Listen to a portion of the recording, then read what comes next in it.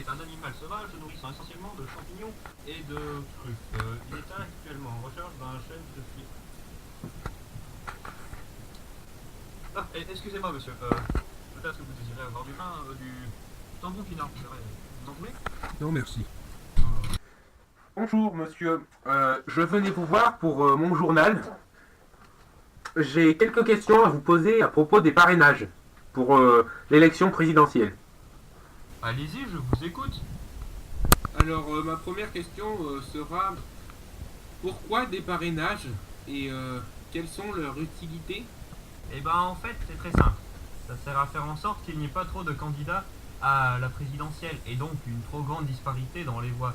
Et puis aussi il faut savoir mon monsieur qu'une campagne d'élection ça coûte assez cher, disons quelques millions d'euros par personne.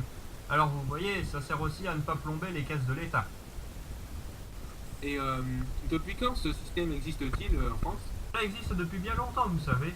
Et puis on s'est rendu compte très vite du surnombre de candidats. Donc ensuite, combien de parrainages pouvez-vous accorder? Seulement un, parce que sinon ça donnerait trop de parrainages et les parrainages ne serviraient plus à rien.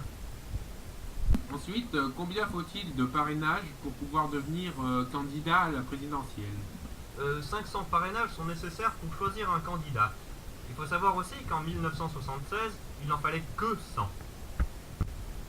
Oui. Et qu'est-ce qu'une promesse de parrainage? En fait, c'est quand un élu comme moi envoie un petit message non officiel au parti pour lui dire que l'on le parrainera, mais c'est pas sûr. À quoi ressemble un parrainage et comment le donne-t-on? Chaque élu reçoit un papier officiel de parrainage. Bah, il se présente comme un formulaire à remplir, quoi, et celui-ci est vérifié officiellement. Avez-vous été sollicité et comment? En fait, j'ai reçu une demi-douzaine de courriers faits pour me solliciter. Et puis, vous savez, dans une petite ville comme la nôtre, on tient quand même de marcher. Donc, qui sont les personnes qui viennent démarcher et quelles sont leurs altitudes avec des élus comme vous? Souvent des militants du parti politique ou alors des élus représentants. Mais certains insistent beaucoup et deviennent vraiment très désagréables. Et les parrainages donnés sont-ils anonymes?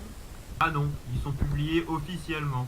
Ça crée des problèmes et certains opposants ont déjà forcé un maire à démissionner, figurez-vous. Ça n'arrivera pas.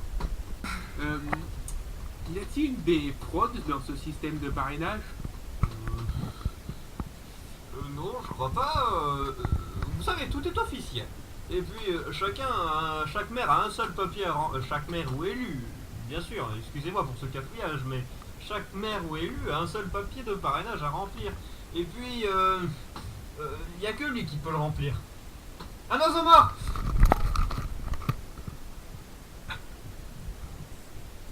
Non, c'était une blague. Une autre question? Lorsque vous parrainez quelqu'un, est-ce parce que vous adhérez à ses idées ou faites-vous cela pour la démocratie ou pour donner sa chance à tout le monde? Effectivement, je ne vote pas forcément pour la même personne à qui j'ai donné mon parrainage. Tenez, voici un exemple.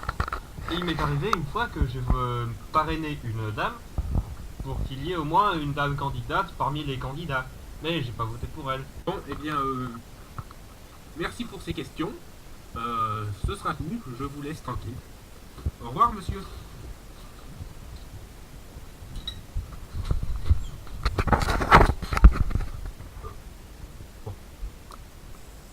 Ah. Ah oui, c'est vrai, il fallait que j'appelle René.